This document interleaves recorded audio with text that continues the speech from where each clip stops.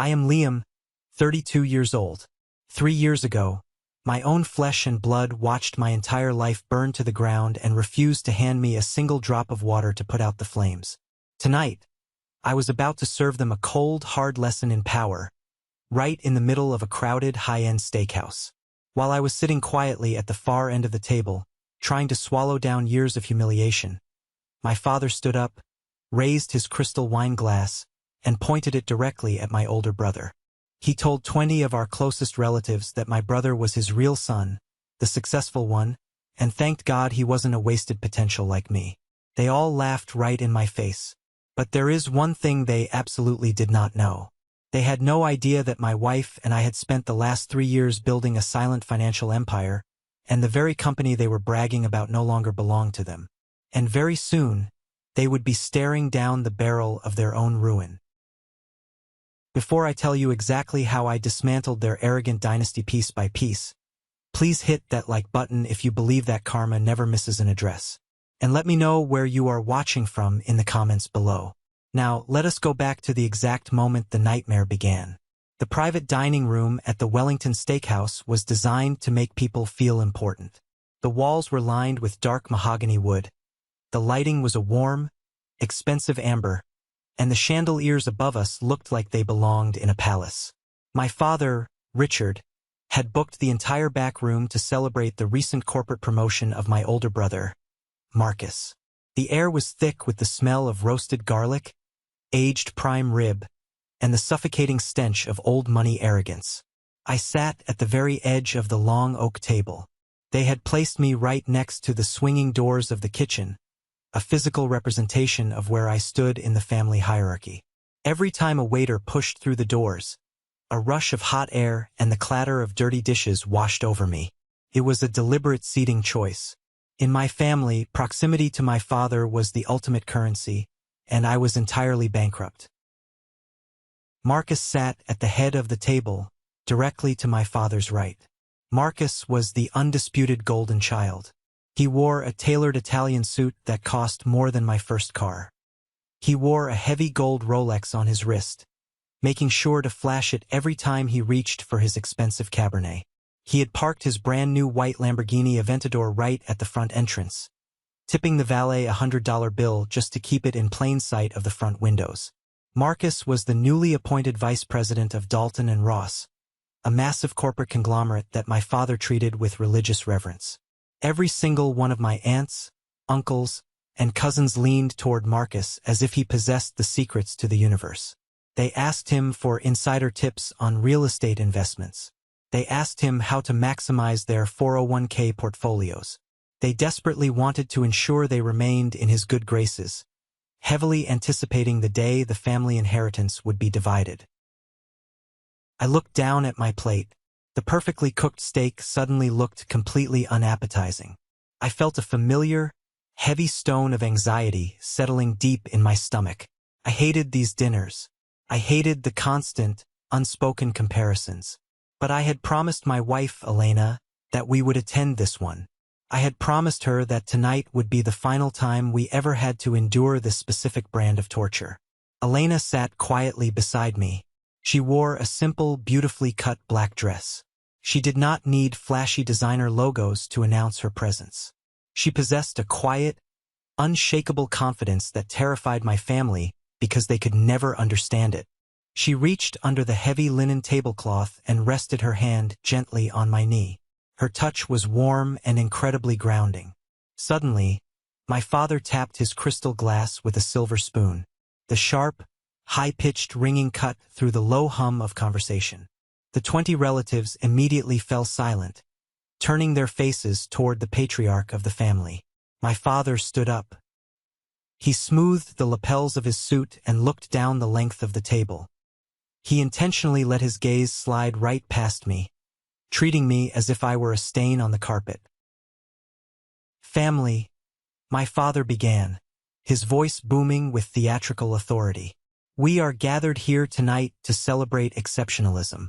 We live in a world that rewards hard work, ruthlessness, and ambition, and nobody embodies those virtues better than my eldest son." My father raised his glass toward Marcus. Marcus leaned back in his chair, a smug, self-satisfied smirk plastered across his face. "To our real son," my father declared loudly. "The successful one. The man who truly understands the value of a massive salary and corporate dominance. We celebrate you, Marcus. The world needs to know the absolute difference between driven ambition and, well, wasted potential." The silence in the room shifted.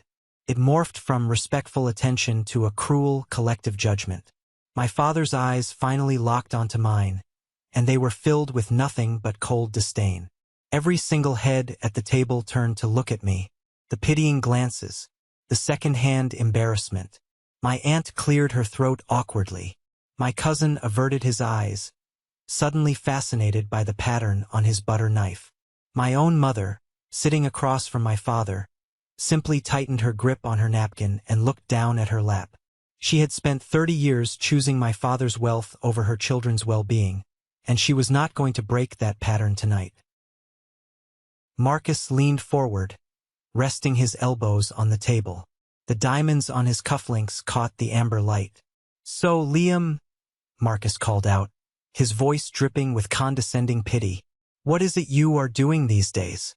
Still trying to make it with that little freelancing gig?" He said the word freelancing as if it were a highly contagious disease. A few suppressed laughs rippled around the table. My uncle covered his mouth to hide a wide grin. I felt a hot flush of anger rise from my chest, burning my throat. "I am keeping myself very busy, Marcus," I replied, keeping my voice perfectly level. I refused to give them the satisfaction of seeing me break. "Right, keeping busy," Marcus chuckled, looking around the table to gather his audience. "Well, we cannot all be executives at Dalton and Ross, right? Somebody has to do the small jobs.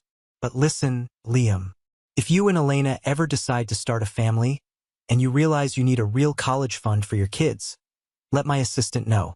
I might have some low-level data entry work you can handle from home." The entire table erupted into genuine, roaring laughter. My father slapped the table, highly amused by the public execution of my dignity. They were feasting on my humiliation. They were treating my supposed failure as the main course of their extravagant dinner. Underneath the table, Elena's hand slid down from my knee and gripped my fingers. Her grip was startlingly strong. I turned my head slightly to look at her. Her beautiful face was completely calm, a mask of absolute serenity, but her dark eyes were burning with a terrifying, calculated fire. She leaned in toward me. The scent of her vanilla perfume cut directly through the suffocating smell of roasted meat and family betrayal. Her lips hovered just inches from my ear. "Time to tell them," she whispered. Her voice was incredibly soft, yet it rang louder in my mind than the roaring laughter of 20 people. I looked back at the table. I looked at my father, who was still chuckling, wiping a tear of mirth from his eye. I looked at Marcus, who was basking in the adoration of a family that worshipped his bank account. I had spent 3 grueling years waiting for this exact moment. I had spent 3 years biting my tongue, swallowing my pride, and building a weapon so massive they would never see it coming. I took a deep, slow breath. The furious pounding of my heart began to slow down, transforming from anxious panic into a steady, lethal rhythm. I squeezed Elena's hand back. I was ready to turn this celebratory feast into an absolute funeral. To fully comprehend the sheer magnitude of what was about to happen in that dining room, you have to understand the absolute devastation I had to crawl out from. You have to understand exactly how deeply my family buried me 3 years ago. I was never the golden child. While Marcus was groomed for the corporate boardroom, handed internships at massive financial firms, and gifted a luxury condo for his college graduation, I was the creative outcast. I wanted to build things. I started my own boutique design firm right out of a cheap, unheated apartment. I poured every single ounce of my soul, my energy, and my very limited savings into that company. For a while, it worked. We had a small, incredibly dedicated team. We built beautiful digital interfaces for local businesses. We were not making millions, but I was proud of what I had created with my own 2 hands.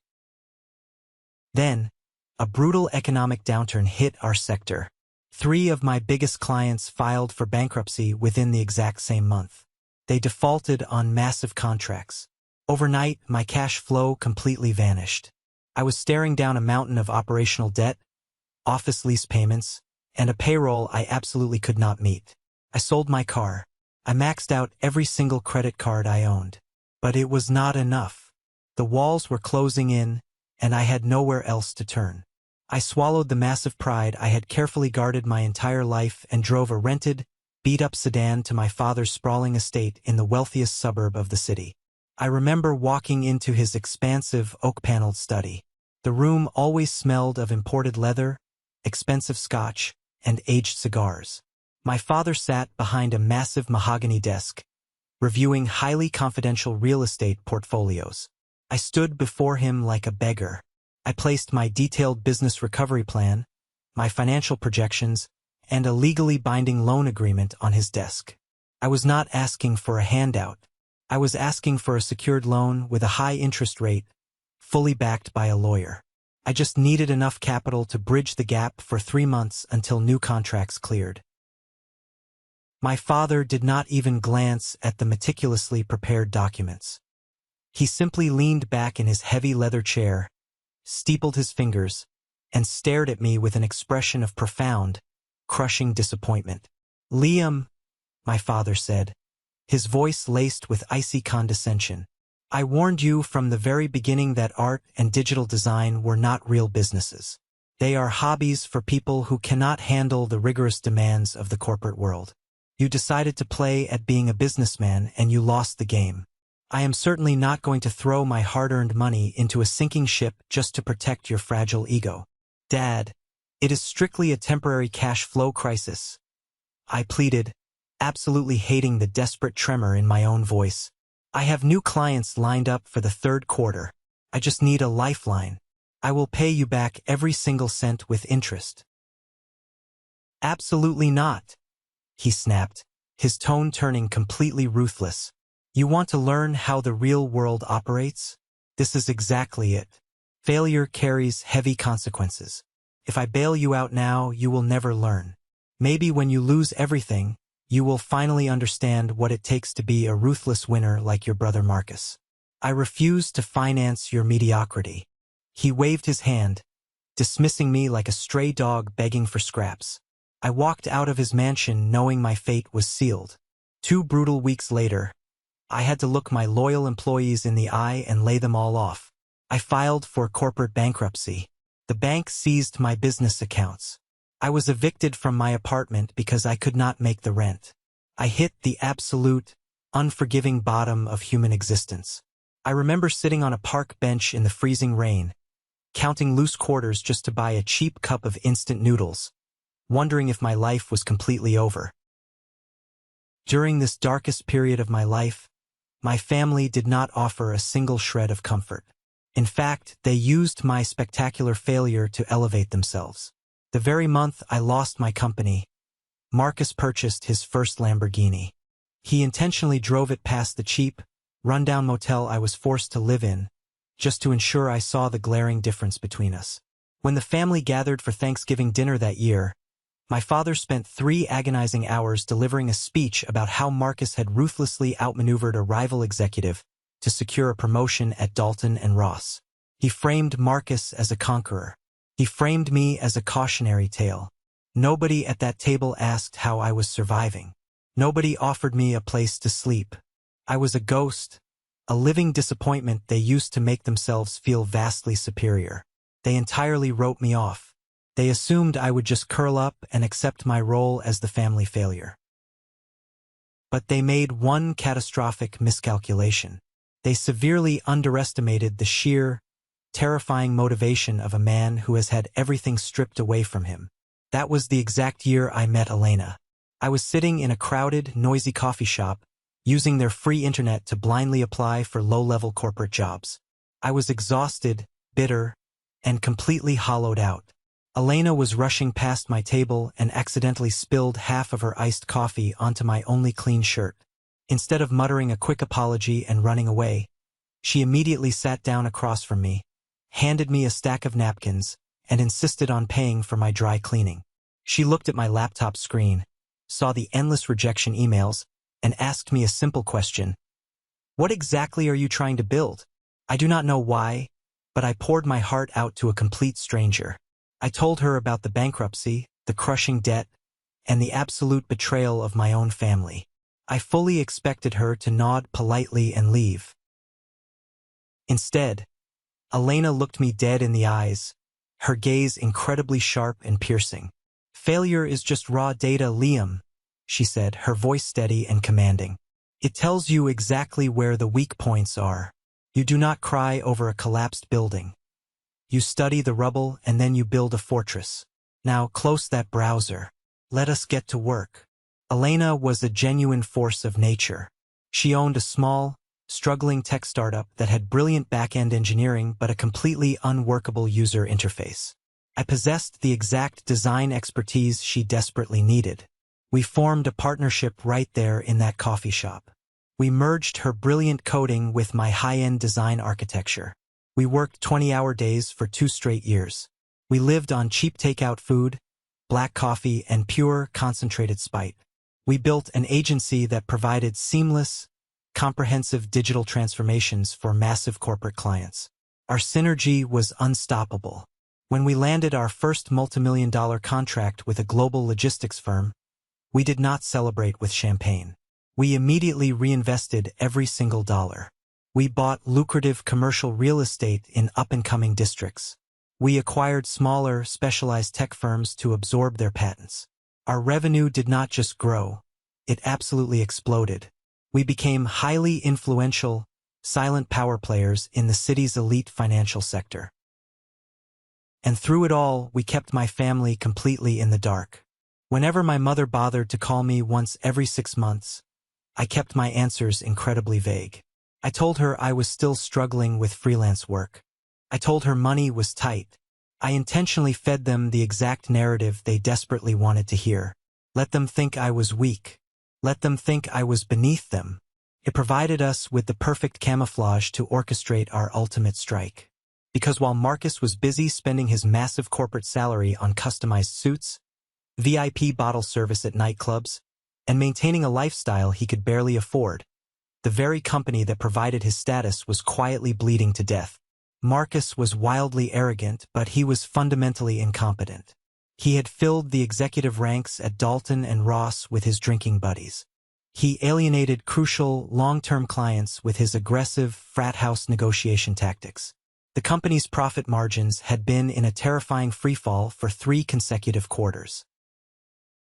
Elena and I knew this intimately because we had been aggressively analyzing the market.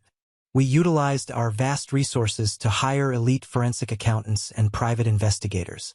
We dug deep into the heavily guarded financial records of Dalton and Ross. We discovered that Arthur, the elderly, deeply respected chairman of the board, was desperately searching for an exit strategy. Arthur was exhausted. He wanted to retire, but he was absolutely terrified of leaving his life's legacy in the hands of my father and my brother, who were clearly driving the corporation straight into a brick wall. Arthur needed a savior. He needed a buyer with incredibly deep pockets, a spotless track record of corporate turnarounds, and the absolute ruthlessness required to purge the toxic management team. He needed us. The secret meeting with Chairman Arthur took place in the heavily guarded, private VIP suite of a downtown luxury hotel, far removed from the gossiping circles of the corporate world. The room was silent, insulated from the city noise below. Arthur sat across a heavy glass table from Elena and me. He looked frail, his shoulders slumped beneath his expensive suit, and his eyes carried the heavy burden of a man watching his empire slowly crumble. Spread across the glass table were our meticulously prepared financial statements, our aggressive restructuring strategy, and a massive proof of funds document. Arthur pulled his reading glasses down to the bridge of his nose and looked at me for a long, agonizing minute. "I have to be completely honest with you, Liam," Arthur said, his voice a gravelly whisper. "When my legal team first brought me your inquiry regarding a full acquisition, I nearly ordered them to throw it in the shredder. Your father, Richard, is a fiercely difficult and highly arrogant man, and your brother Marcus is an absolute walking liability. He is toxic. I naturally assumed you were cut from the exact same poisonous cloth. I did not flinch. I sat perfectly straight, projecting absolute calm. I assure you, Arthur, I share nothing with those men except a last name. In fact, my primary operational directive upon taking control is to execute a complete and total housecleaning. The rampant nepotism, the grossly inflated expense accounts, the hostile work environment. All of it terminates the exact second the ink dries on the contract. Arthur sighed heavily, resting his hand on a thick, red folder. I am painfully aware of the declining revenue. I know Marcus has been aggressively misusing company funds to secure personal favors and inflate his own public image. It is an absolute disaster. If I do not execute a sale immediately, the board of directors will undoubtedly force a highly public, incredibly messy hostile takeover within the next 12 months. But I refuse to hand my life's work over to a soulless private equity firm that would simply gut the assets, fire the loyal staff, and sell the scraps. He turned his gaze to Elena, studying her sharp, intelligent expression, and then looked back at me. My investigators looked into your agency. You two have built an absolute juggernaut from nothing. You clearly understand the genuine value of strategic vision and hard work. I am willing to sell my controlling shares directly to you. But I must warn you, when Richard and Marcus discover what you have done, it is going to be an absolute bloodbath. They truly believe this company is their royal birthright. Let me worry about handling my family, Arthur, I said, leaning forward and resting my forearms on the table. I am fully prepared for the fallout. Do we have a binding agreement? Arthur extended his trembling hand across the table. We have a deal, Liam. We did not just buy a few shares. We bought the absolute, unquestionable majority control of Dalton and Ross. We bought the massive high-rise headquarters. We bought the lucrative government contracts. We bought the crippling debts Marcus had secretly accrued. We did not just become their new employers. We literally owned the ground they walked on.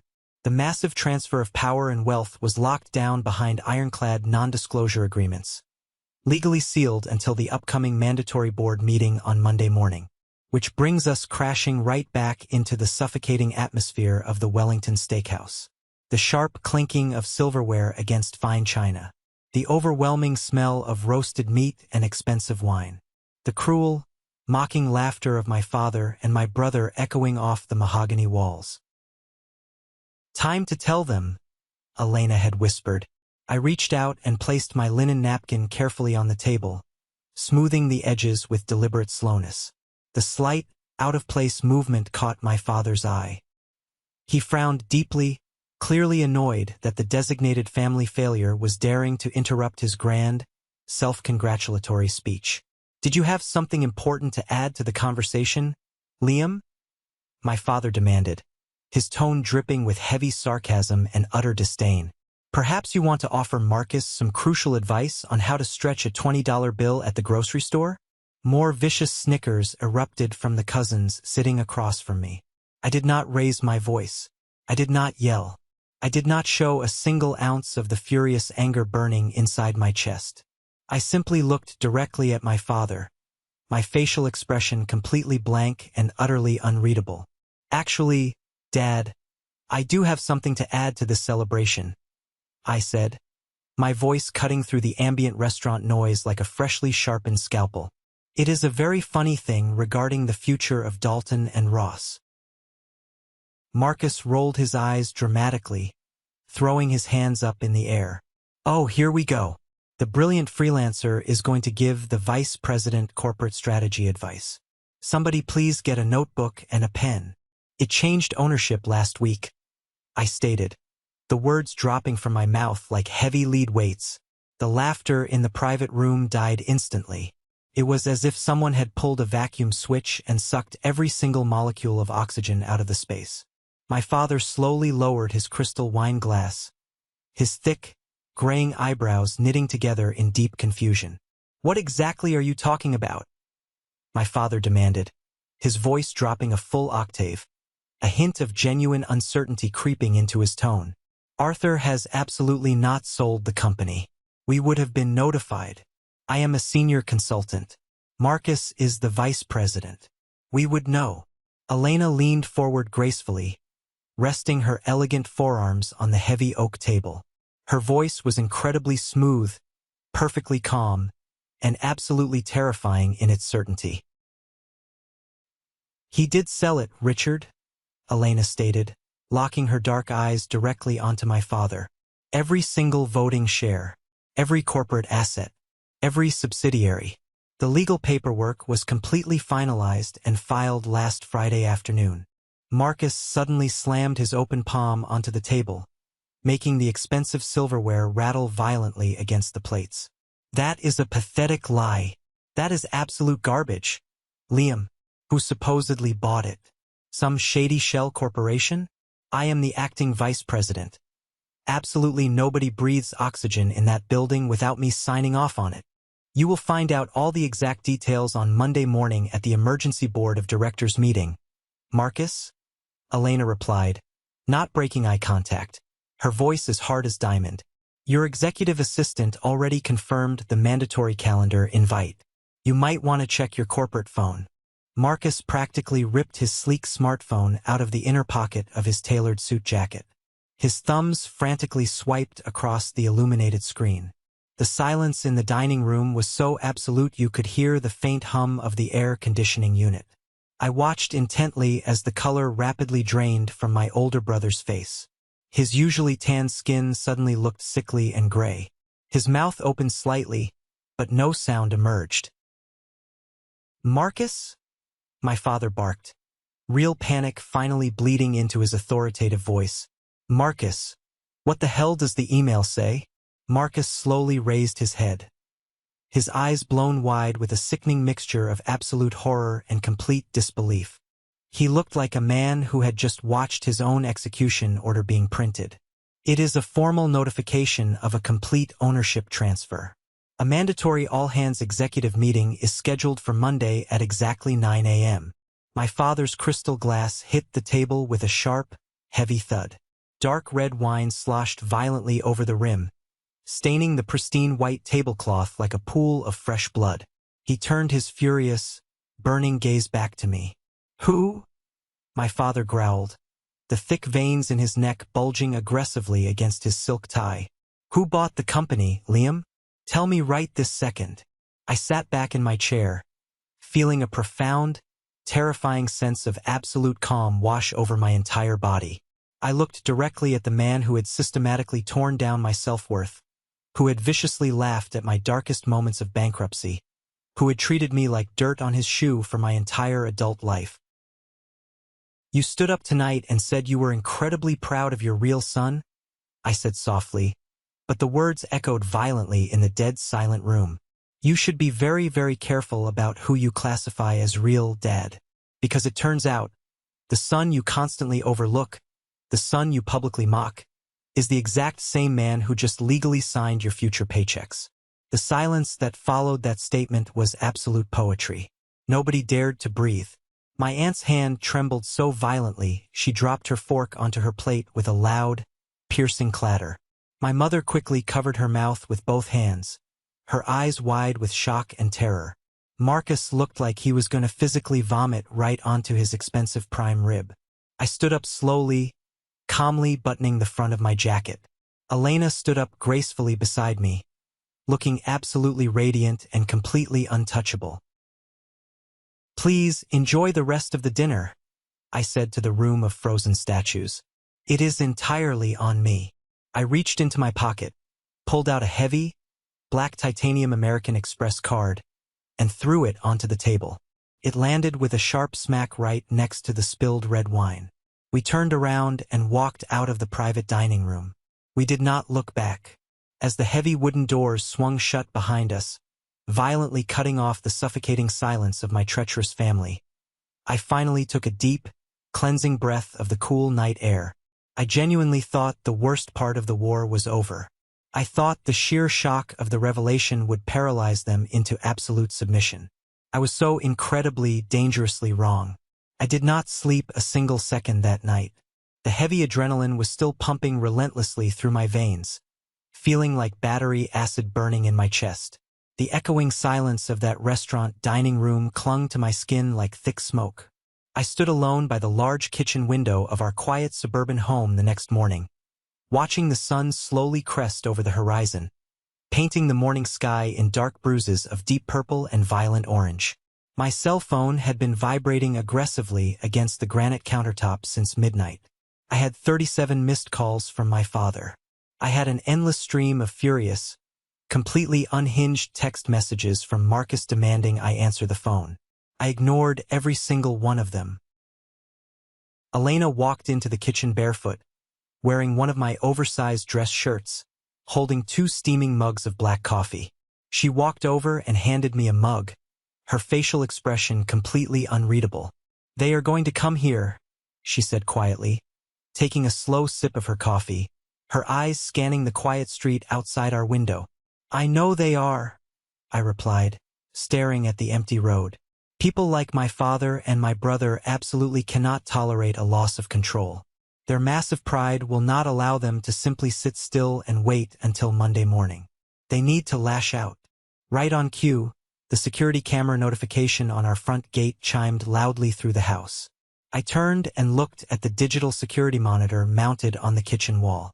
My father's massive, imposing black Porsche Cayenne rolled aggressively up our driveway, followed mere seconds later by Marcus's obnoxious, roaring white Lamborghini Aventador. They parked haphazardly, their tires crushing the edge of our manicured lawn, practically blocking the entire street. I was not the least bit surprised they easily found our private address. My mother had visited exactly one time, over 2.5 years ago, in a brief, highly uncomfortable, half-hearted attempt to drop off a generic Christmas card before rushing back to the safety of her country club social life. I could already feel the sheer, destructive hurricane of rage that was about to violently hit our front door. I did not flinch. I took a slow, deliberate sip of my black coffee, letting the bitter liquid ground my nerves. I walked down the hallway toward the front door just as the doorbell was held down in a continuous, angry, buzzing assault. Someone started pounding a heavy fist against the solid oak wood of the door. I calmly unlocked the heavy deadbolt and pulled the door wide open. My father stood on my front porch, his face flushed a very dangerous shade of deep crimson. He was aggressively clutching a thick stack of printed papers in his large fist, crushing the edges in his grip. Marcus stood right behind his shoulder, pacing back and forth like a trapped, rabid animal, his designer sunglasses pushed up into his perfectly styled hair. "You think this is some kind of hilarious, sick joke?" My father roared at the top of his lungs before the door was even fully open. He immediately stepped aggressively into my personal space, trying to use his larger physical presence to intimidate me, a bullying tactic that had worked perfectly for 30 years. "You walk into a private family dinner, you violently humiliate your brother in front of every relative we have, and you spew these ridiculous, pathetic, easily disproven lies?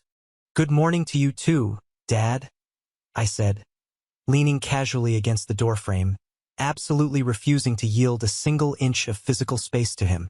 "I see you finally got my message." Marcus aggressively pushed past my father, his face twisted into an incredibly ugly, hateful sneer. "Listen to me very carefully, you little piece of trash. I called Arthur's private residential line at 6 o'clock this morning. He completely ignored me. I called the corporate legal department. They entirely shut me out. Whatever stupid, pathetic rumor you managed to start, whatever fake, forged document you photoshopped to impress your wife, I am going to bury you in a massive lawsuit so deep you will never see the light of day again. I will legally take every single thing you own. I will fight for full legal custody of every single asset you falsely claim to possess." "A lawsuit?" I asked, raising an eyebrow in mock surprise. I took a step back and gestured openly into the hallway of my home.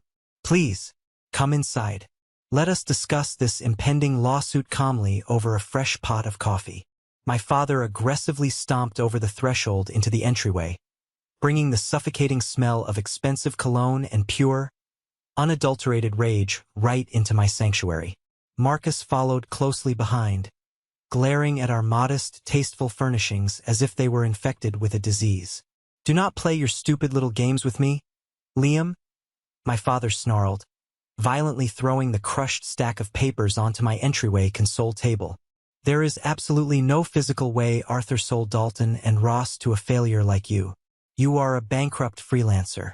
You do not possess the required capital. You do not have the elite banking connections. The senior board of directors would have immediately blocked any such transaction. Elena walked gracefully out of the kitchen, her silver laptop tucked securely under one arm. She looked at the two sweating, furiously angry men with the detached, analytical curiosity of a scientist observing a very interesting, but ultimately harmless insect. Actually, Richard, the board of directors did not know anything about the transaction until the ink was completely dry on the final contracts. That is the sheer beauty of a fully private, majority shareholder buyout, Elena said smoothly, setting her laptop down on the console table next to his scattered papers. She tapped the keyboard a few times, bringing up an official, heavily encrypted legal PDF document. Arthur held the ultimate controlling interest. He desperately wanted out of the nightmare you two created. We offered him a massive premium, an all-cash buyout that he simply could not refuse. Marcus scoffed loudly, a harsh, barking sound, but his panicked eyes darted nervously toward the glowing laptop screen. You are bluffing. You absolutely do not have access to that kind of liquid money.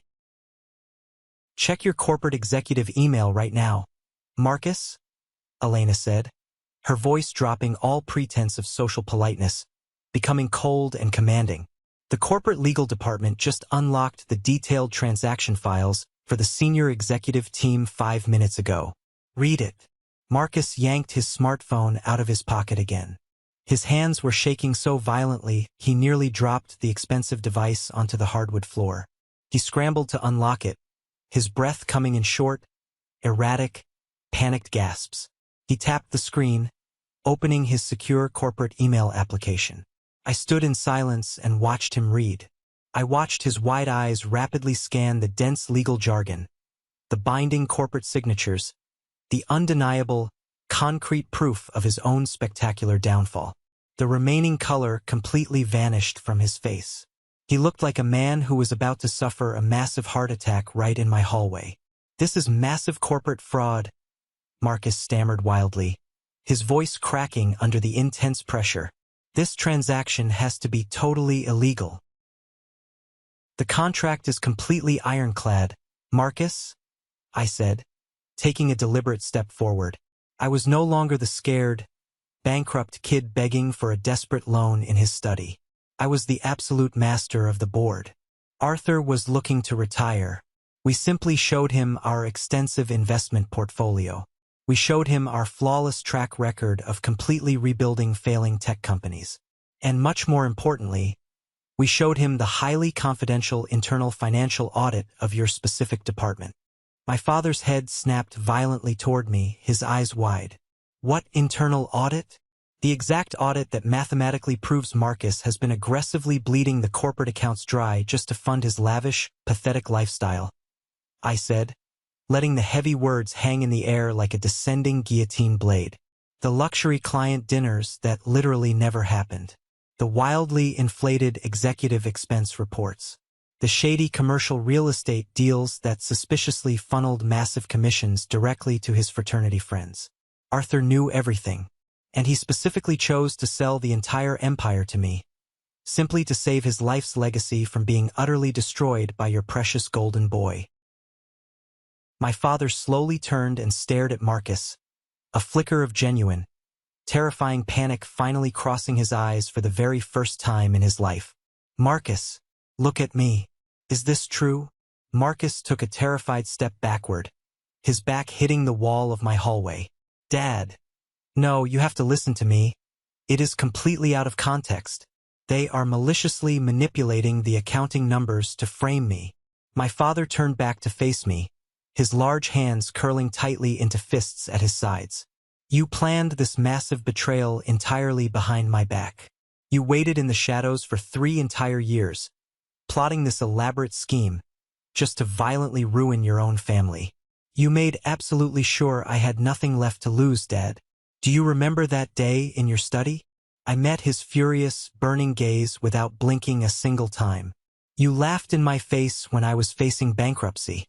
You explicitly told me that failure had severe consequences. You told me to learn exactly how the real, ruthless world works. Well, Dad, I learned. I learned quietly. I learned efficiently. And I am applying every single one of those brutal lessons right now. You honestly think this hostile takeover makes you a winner? My father spat, though his voice notably lacked its usual booming, unshakable authority. You are nothing but a vindictive, ungrateful, pathetic son. No, I said, my voice dropping to a dangerously soft whisper. It finally makes me free. Monday morning, exactly 9 a.m. Do not be late to the boardroom. I absolutely hate tardiness. I reached past him, grabbed the handle of my front door, and pulled it wide open, silently demanding they leave my property. For a long, agonizing minute, absolutely nobody moved. The heavy grandfather clock in the hallway ticked loudly, marking the seconds. Then my father slowly looked down at the hardwood floor, his broad shoulders noticeably slumping just a fraction of an inch. He walked slowly out of the door without saying another word. Marcus quickly followed him, stopping at the threshold to shoot me a look of pure, unadulterated venom. You are going to deeply regret this, Liam, Marcus hissed maliciously. I will personally burn that entire company to the ground before I ever let a failure like you run it. I closed the door right in his face, the heavy, metallic click of the deadbolt sounding exactly like a gunshot echoing through the quiet house. I turned around and looked at Elena. She smiled at me, a fierce, incredibly proud smile. The battle lines had been permanently drawn. The family was completely and utterly broken. But the real, brutal corporate war, the war for the absolute soul of the company and my own ultimate vindication, was going to begin the moment we stepped into that boardroom on Monday morning. And I was more than ready to bring the entire corporate structure crashing down directly onto their heads. Have you ever faced something similar with your own family? Have you ever had to build your life back from absolute ground zero after the very people who were supposed to support you intentionally tore you down? Share your story in the comments below, and don't forget to like and subscribe so you don't miss the next journey. Monday morning arrived with the kind of crisp, sharp clarity that usually follows a violent thunderstorm. The sky over the city was a brilliant, cloudless blue, and the morning sun reflected off the towering glass skyscrapers of the financial district. I stood in front of the floor-to-ceiling mirror in my bedroom, meticulously adjusting the deep navy silk tie around my collar. I was no longer the desperate, bankrupt kid wearing a slightly worn-out suit, begging for a financial lifeline in my father's suffocating study. I was dressed in a bespoke, hand-tailored suit that projected absolute authority. Elena stood behind me, her reflection catching my eye in the mirror.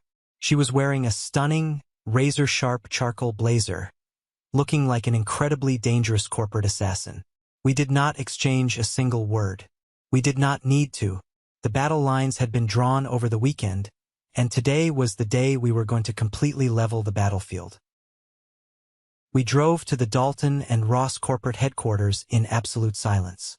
The building was an imposing, 60-story monolith of dark glass and heavy steel, a monument to the corporate arrogance my father and brother worshipped so deeply. As we walked through the massive revolving glass doors into the expansive marble lobby, the atmosphere was instantly electric. The corporate rumor mill had clearly been working entirely overtime over the weekend. Groups of employees huddled near the expensive coffee bar and the security turnstiles, speaking in hushed, nervous whispers. The moment they saw Elena and me walking toward the VIP executive elevators, the entire lobby fell dead silent.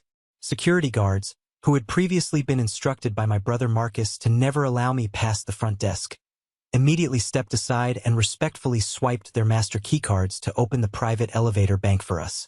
Word had definitely come down from the top. The high-speed elevator ride to the 60th floor felt like it took an absolute eternity. My heart was beating in a slow, heavy, measured rhythm against my ribs. When the polished steel doors finally slid silently open, we stepped onto the plush, thick carpet of the executive suite. The air up here was always perfectly climate-controlled, smelling faintly of expensive floor wax and old leather. We walked deliberately down the long hallway toward the main boardroom. I could hear the muffled, angry booming of my father's voice echoing through the heavy double mahogany doors before I even reached for the brass handles. I pushed the heavy doors open without knocking. The boardroom was spectacular, featuring a massive, 30-foot polished mahogany table surrounded by 24 high-backed leather chairs. Floor-to-ceiling windows offered a dizzying panoramic view of the entire city skyline. Every single seat at the table was filled by a senior executive or a board member. At the very head of the table, sitting in the chairman's seat, was my father, Richard. He looked exhausted, his face heavily lined with stress, but he was desperately projecting an aura of supreme control. Marcus was sitting directly to his right, nervously tapping a gold pen against a legal pad, his designer suit looking slightly rumpled, as if he had spent the entire weekend pacing a hole in his luxury apartment floor. The moment I stepped into the room, every single head snapped in my direction. The tension in the air was so incredibly thick you could practically cut it with a knife. "What the hell do you think you are doing walking in here?" My father barked loudly, immediately standing up from his heavy leather chair, slamming both of his hands flat onto the polished mahogany table. "Security is supposed to be keeping unauthorized personnel out of this building. This is a highly classified, closed-door emergency session of the Senior Board of Directors. Get out of my boardroom right now, Liam, before I have you physically thrown out onto the street." I did not stop walking. I did not break eye contact with him. I walked slowly and deliberately down the entire length of the room, Elena matching my measured pace perfectly right beside me. We reached the opposite end of the massive table. I pulled out a chair and calmly sat down. Elena remained standing for a moment, slowly unzipping her leather briefcase. "You are sitting in the wrong chair, Richard," I said, my voice completely calm, echoing clearly across the silent expanse of the large room. "Arthur's seat belongs to the majority shareholder, and as of last Friday afternoon, you are looking directly at him." Marcus suddenly jumped to his feet, pointing the gold pen at me like a weapon. "Do not listen to a single word he says. This is a massive, highly coordinated scam. He is a failed freelancer who went completely bankrupt 3 years ago.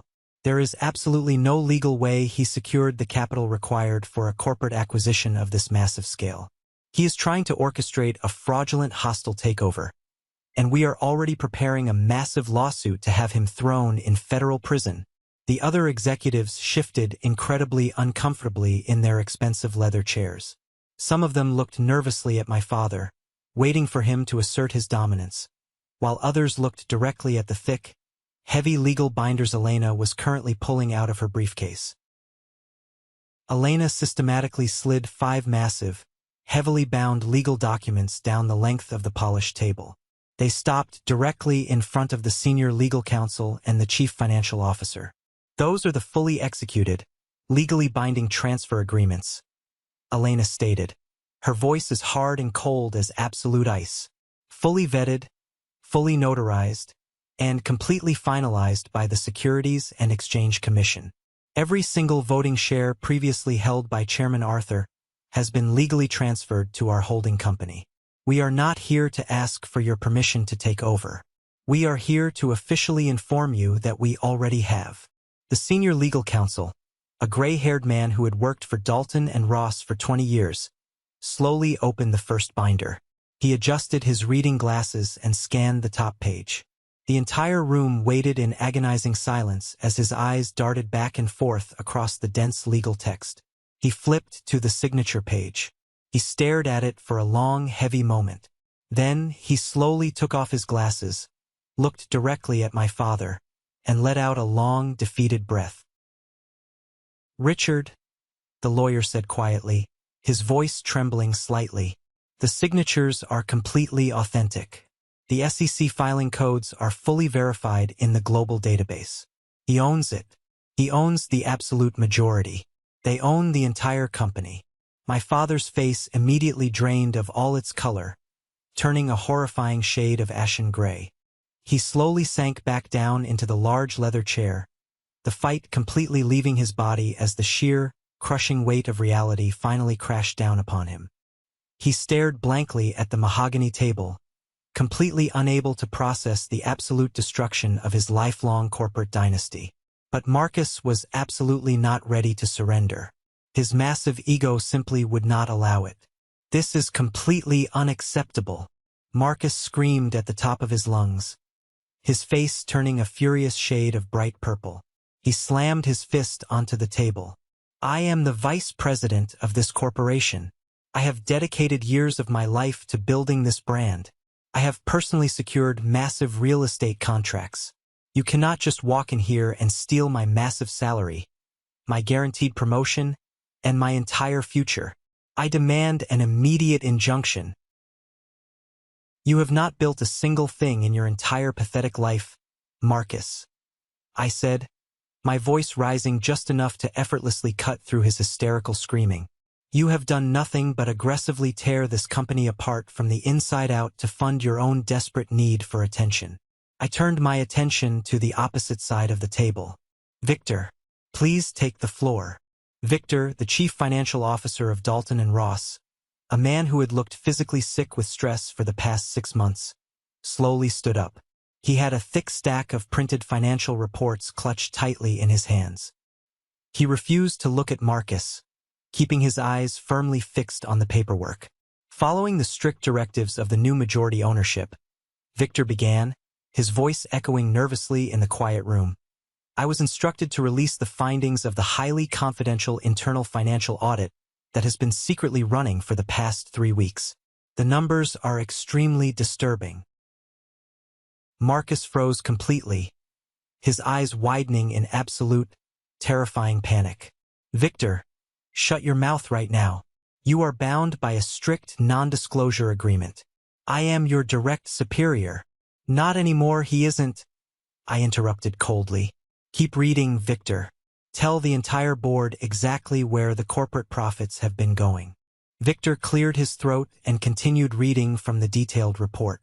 "Over the past 3 consecutive quarters, corporate revenue has plummeted by an astonishing 28%.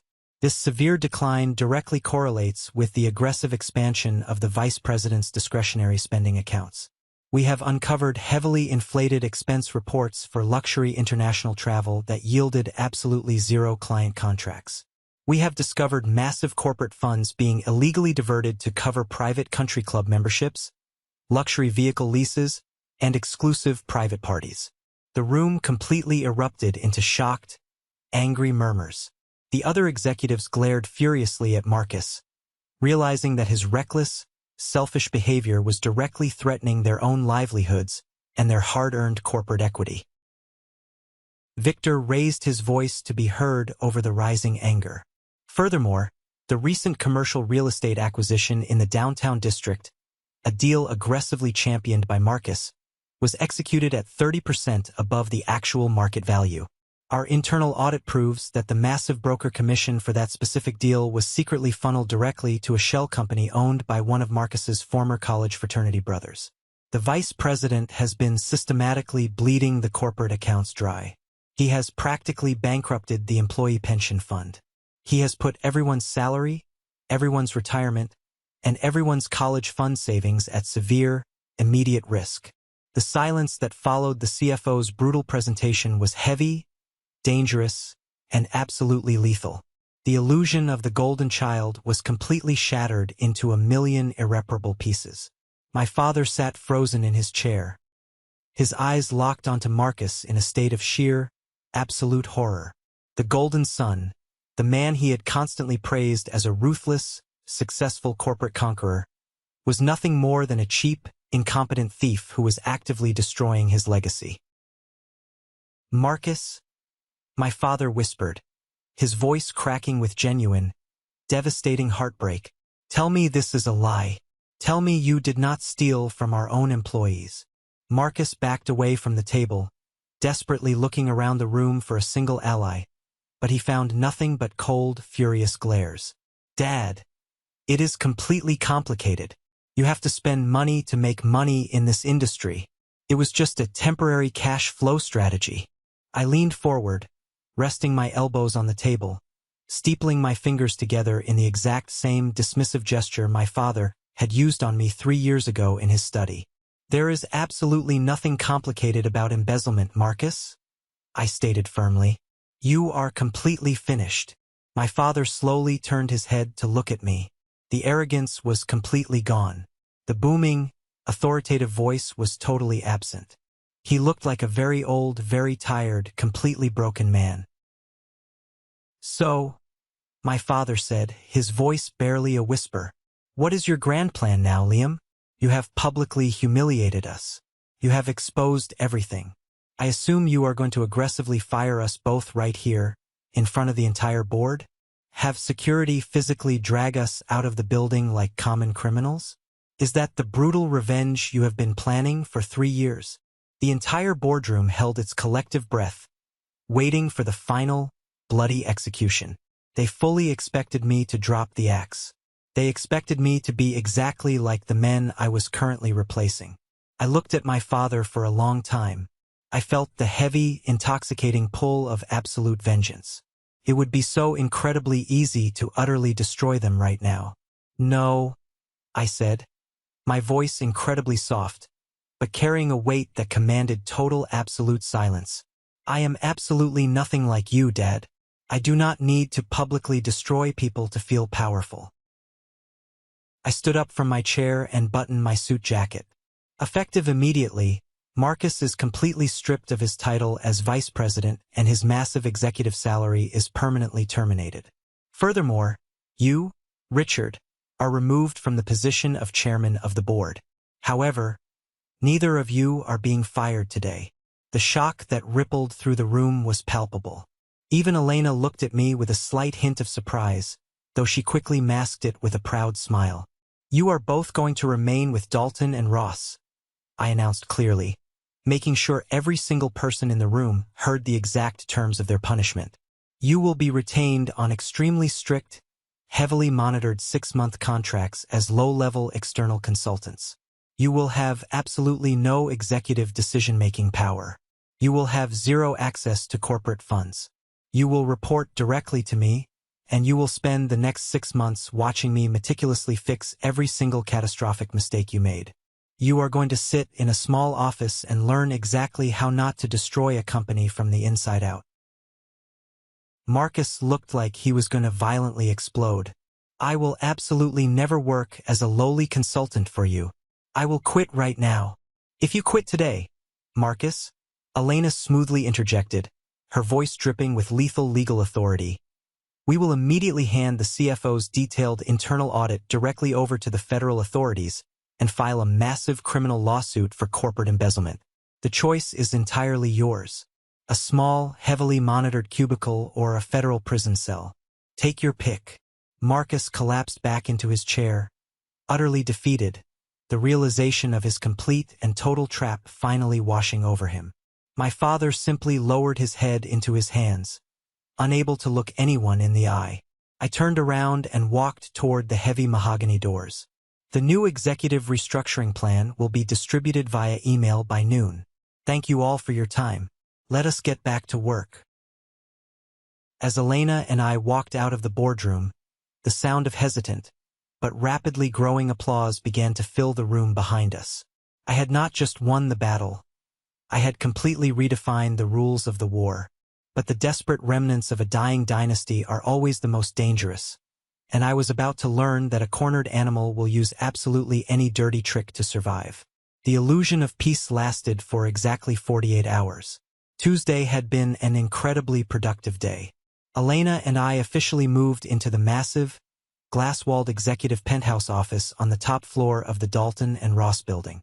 We immediately began implementing our comprehensive restructuring strategies, freezing the corrupted expense accounts, and reassuring the terrified employees that their jobs and their retirement funds were finally secure. The corporate atmosphere shifted almost instantly from suffocating fear to a cautious, desperately hopeful optimism. My father and Marcus were completely invisible, hiding in their newly assigned, severely downsized offices on a lower floor, entirely stripped of their power and their prestige. I genuinely thought the heavy lifting was finally over. I thought we had successfully navigated the storm and could finally focus on rebuilding the empire. I was aggressively, dangerously wrong. Wednesday morning started normally. I was sitting at my massive new desk, reviewing a highly lucrative potential real estate development contract, when the heavy glass door to my office suddenly flew open. Anna, my newly appointed executive assistant, burst into the room. Her face was completely pale, and she was practically shaking as she clutched a silver corporate tablet to her chest. "Liam, I am so incredibly sorry to interrupt," Anna stammered, her voice breathless with panic. "But you absolutely need to see this right now. It is currently spreading everywhere." I put down my pen, a cold knot of dread instantly forming in the pit of my stomach. Elena, who had been reviewing legal documents on the comfortable leather sofa across the room, immediately stood up and walked over. Anna placed the tablet onto my desk and hit the play button. It was a highly produced, heavily edited video clip spreading like absolute wildfire across every major social media platform and several sleazy financial gossip blogs. The video featured Marcus, sitting in what looked like a dimly lit, somber living room, looking disheveled and deliberately crying forced, crocodile tears directly into the camera lens. "My name is Marcus, and I am the victim of a massive, highly illegal corporate theft orchestrated by my own deeply troubled younger brother, Liam," Marcus said in the video, his voice trembling with fake, highly rehearsed emotion. "3 years ago, Liam went completely bankrupt due to gross incompetence. My father and I tried to help him, but he became deeply vindictive. Last week, using heavily forged documents, illegal offshore funds, and severe elder abuse tactics against our retiring chairman, Arthur, Liam executed a fraudulent hostile takeover of Dalton and Ross. He is currently attempting to steal the inheritance of our entire family, aggressively firing loyal employees, and draining the corporate accounts to fund his own lavish lifestyle. I am begging the authorities to intervene before he destroys everything my family built." The video then cut to a heavily blurred, anonymous interview with a woman whose voice was aggressively digitally altered. "Liam is a complete monster," the altered voice claimed. "I used to work closely with him. He is a pathological liar who routinely manipulated financial records. He planned this illegal takeover for years just to violently punish his family for cutting him off." The video ended with a massive, bold graphic urging people to share the truth and demanding a federal criminal investigation. I stared at the black screen of the tablet, the sheer, unadulterated audacity of the lies temporarily paralyzing my brain. It was a perfectly executed, incredibly dirty public relations smear campaign. Marcus had used his old contacts in the slimy underbelly of the corporate media world to launch a highly coordinated, devastatingly fast attack on my reputation. "The corporate switchboard is absolutely lighting up," Anna said, her voice shaking. "Major investors are calling, demanding immediate explanations. The company stock price has already taken a significant hit in the pre-market trading. Several key clients are threatening to completely pull their massive contracts by the end of the business day." Elena leaned over the desk, her eyes narrowed into dangerous, calculating slits. "Play the audio of the anonymous woman again." "Just the audio." Anna quickly skipped the video back and hit play. We listened to the digitally altered voice closely. Elena suddenly reached out and tapped the pause button. "It is Chloe," Elena said, her voice completely devoid of any emotion. I felt a sharp, painful sting of pure betrayal hit my chest. Chloe had been my very first executive assistant when I initially started my small design firm years ago. I had completely trusted her.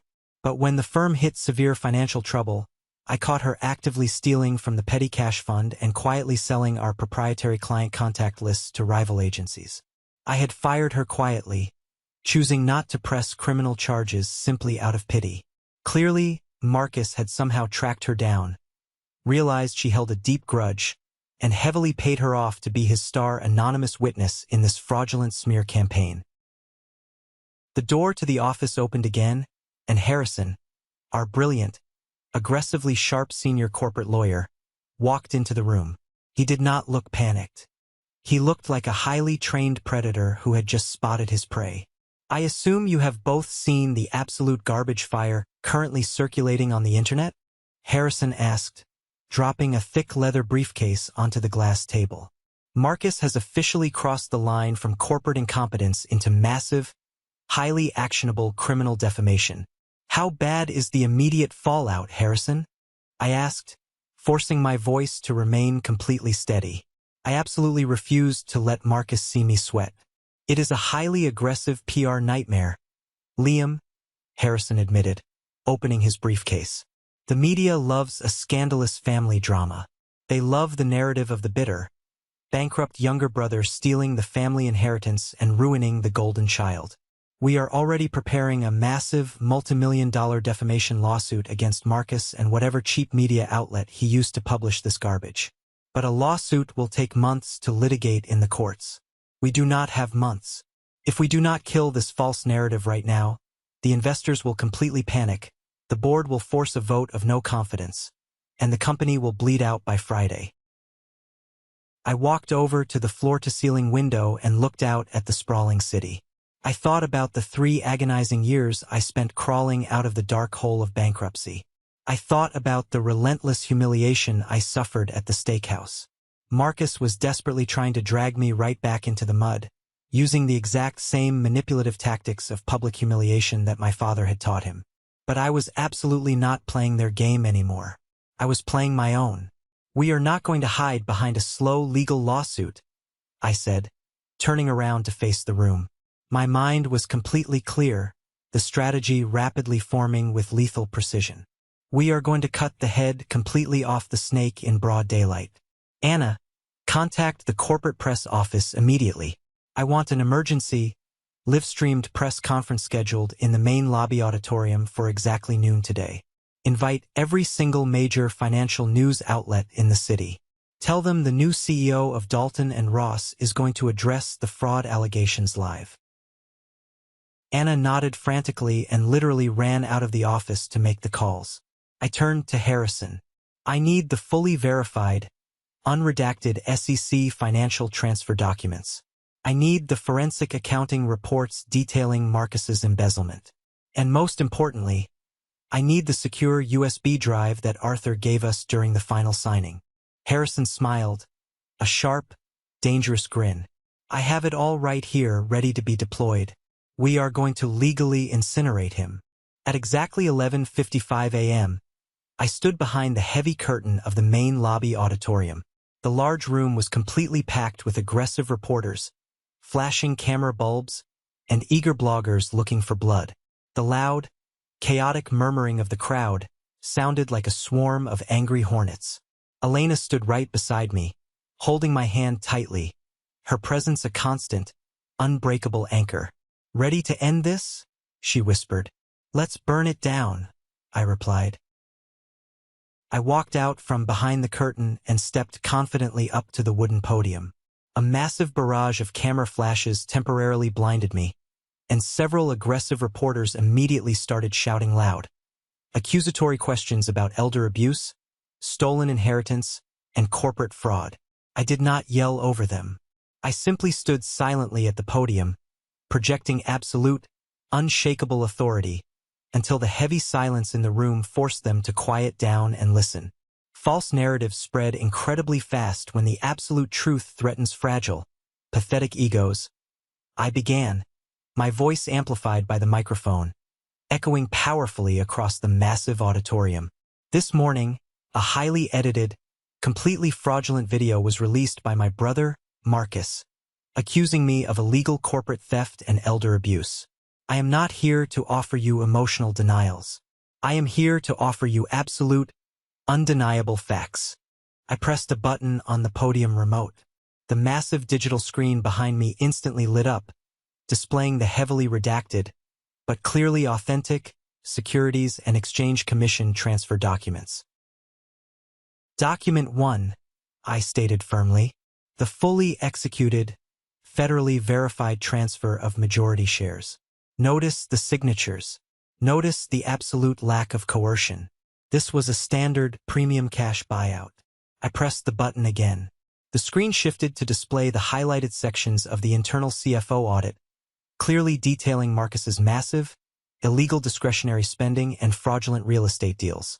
Document 2, I continued, pointing at the damning numbers.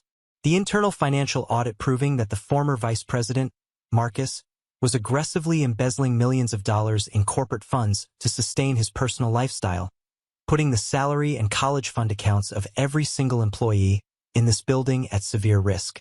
That is the exact reason he was entirely stripped of his executive power on Monday morning. His viral video is nothing more than the desperate, pathetic retaliation of a man who got caught stealing. The reporters in the front row were frantically typing on their laptops, the completely shifted narrative taking them by absolute surprise. But I was not finished. I had one final, lethal weapon to deploy. Marcus claims I abused our former chairman, Arthur, and stole the company from him, I said, my voice dropping to a serious, commanding tone. Instead of listening to my defense, I believe you should hear directly from Arthur himself. I pressed the button one final time. The screen went dark for a second, and then a crisp, high-definition video of Chairman Arthur appeared. He was sitting in his comfortable home library, looking completely relaxed and incredibly sharp. The video had been recorded as a strict legal contingency on the exact day we signed the final paperwork. My name is Arthur, former chairman of Dalton and Ross, the older man said clearly in the video, looking directly into the camera lens. I am recording this statement completely voluntarily. I sold my entire majority stake to Liam and Elena because they are brilliant, highly ethical leaders. I desperately needed to sell the company because the previous vice president, Marcus, was aggressively destroying my life's legacy through gross incompetence and massive financial theft. Liam did not steal this company. He rescued it. Any claim to the contrary is an absolute, actionable lie. The entire auditorium erupted into absolute, chaotic pandemonium.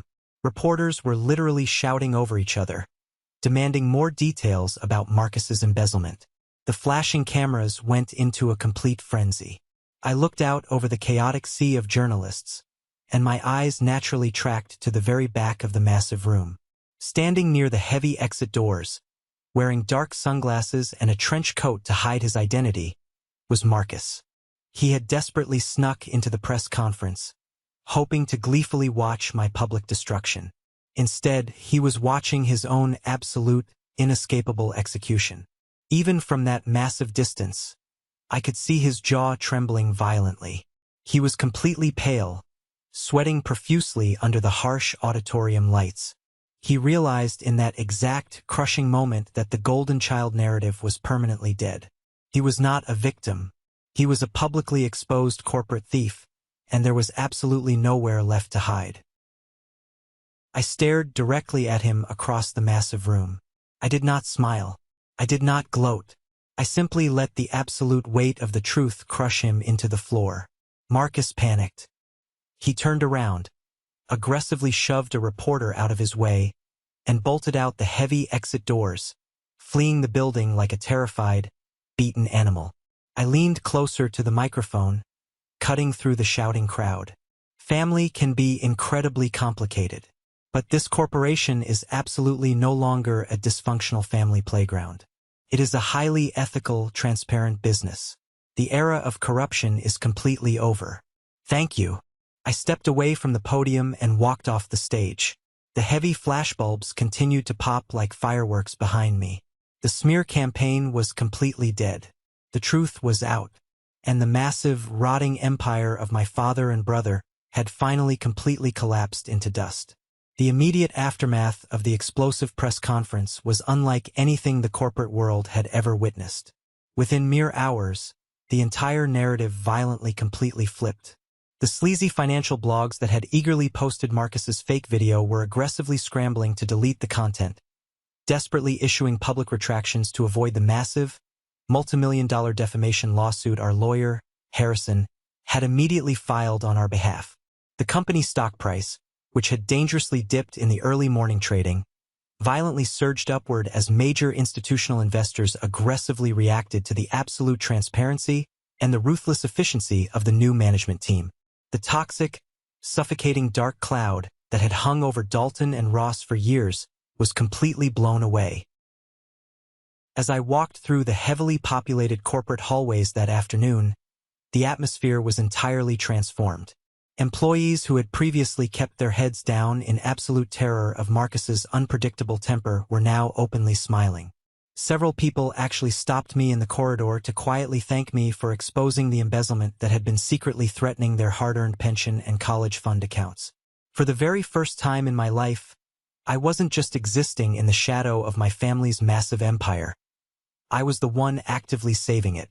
When the grueling, incredibly long day finally ended, Elena and I returned to our temporary residence in the luxurious corporate penthouse overlooking the sprawling city. The massive adrenaline crash finally hit me, leaving me feeling hollowed out, but incredibly peaceful.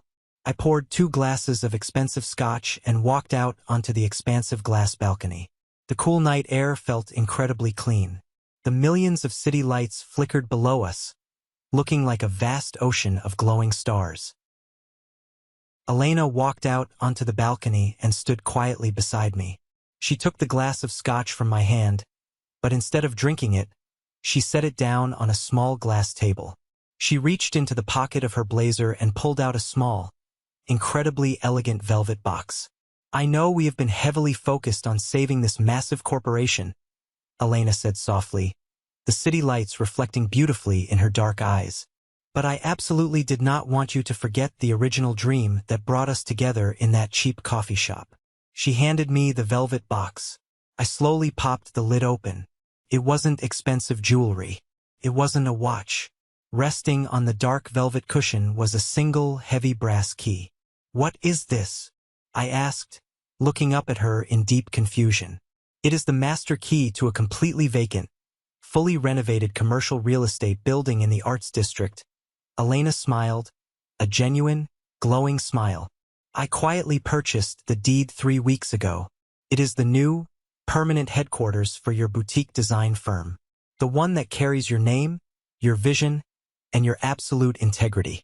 You saved Dalton and Ross, Liam. You proved every single person wrong. But you do not have to live in their shadow forever.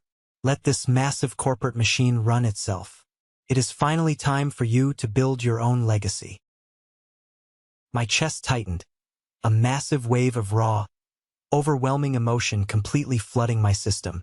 It wasn't the arrogant pride of a corporate conqueror. It was the incredibly soft, profound realization that I was finally, truly seen and deeply loved for exactly who I was. I pulled Elena into a tight embrace, burying my face in her shoulder, letting the incredible weight of the past 3 years finally wash away into the night air. Just as we pulled apart, my personal cell phone buzzed loudly on the glass table. I looked at the caller ID. It was a number I had not seen on my screen in a very long time. It was my mother, Beatrice. I hesitated for a long moment, the familiar knot of family anxiety automatically tightening in my stomach.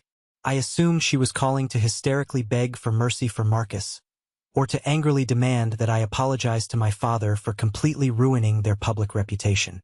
I almost hit the ignore button, but something deep inside me told me to answer it. I swiped the screen and brought the phone to my ear. "Hello, Mom." The line was quiet for several heavy seconds. All I could hear was the faint sound of her unsteady breathing. "Liam," my mother finally said, her voice shaking, but possessing a strange, unfamiliar edge of absolute clarity. "I watched the live broadcast of your press conference this afternoon. I saw the legal documents. I saw what Marcus did to the employee accounts.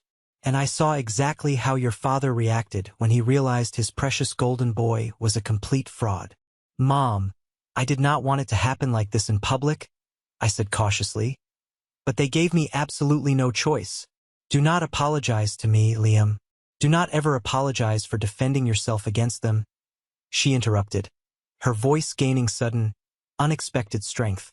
"I am the one who needs to beg for your absolute forgiveness. I sat silently at that steakhouse dinner. I sat silently when you went completely bankrupt.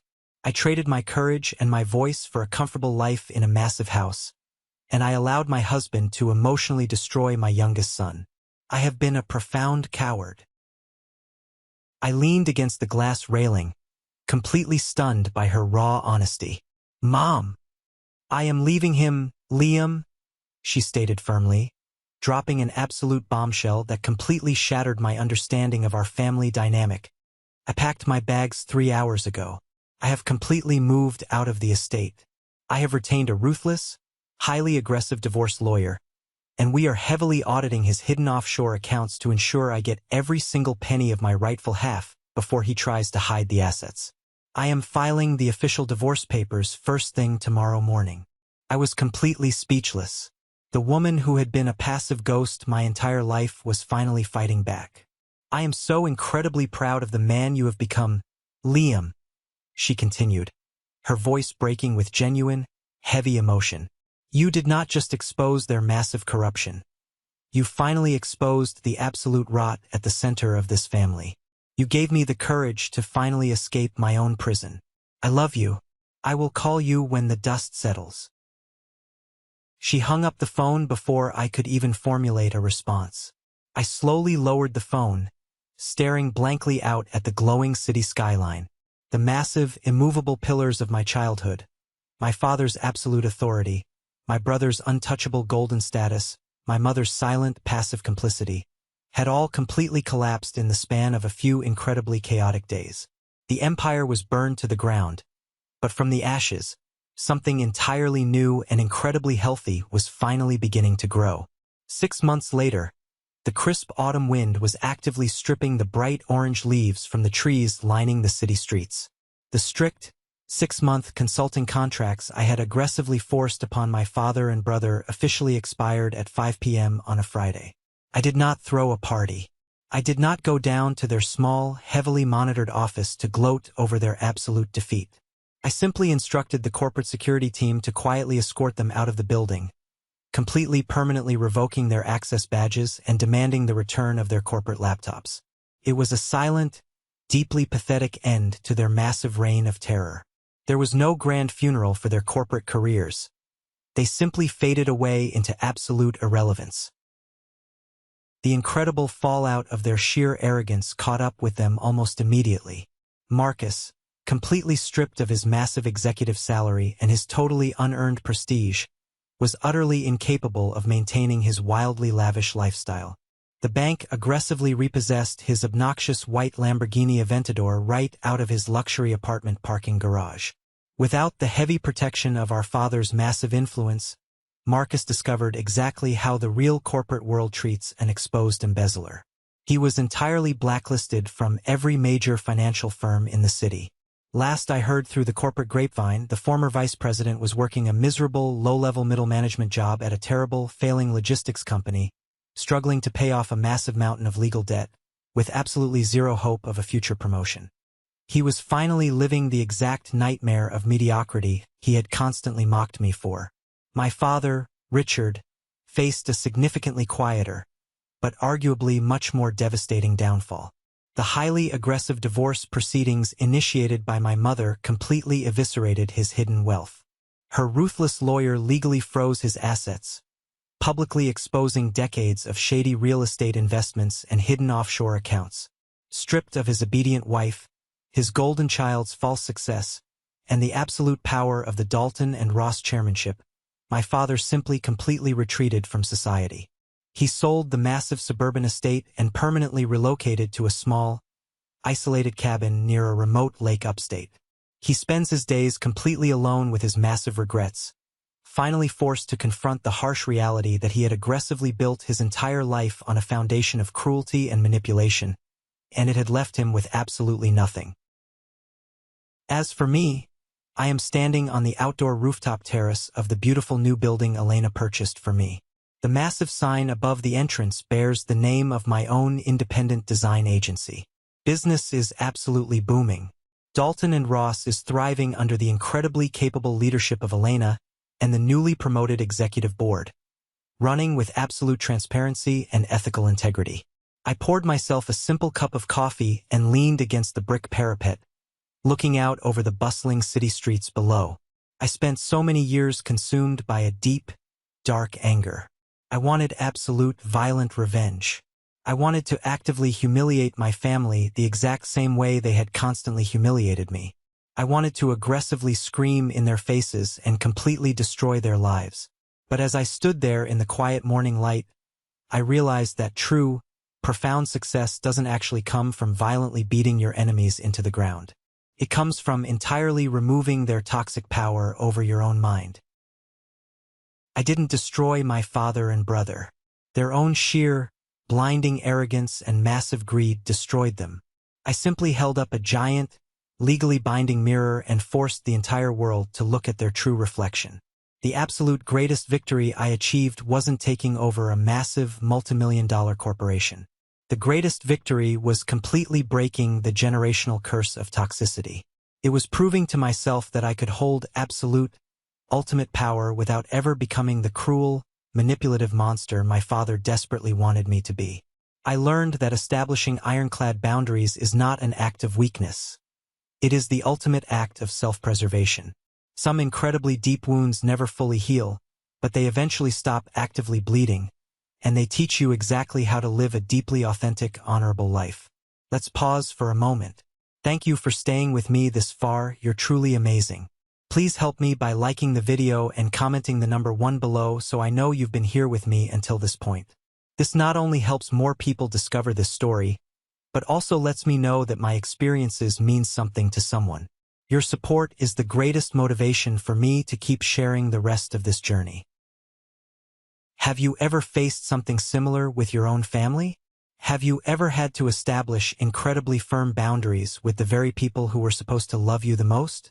Have you ever walked away from a toxic environment to build your own absolute success? Share your story in the comments below, and don't forget to like and subscribe so you don't miss the next journey.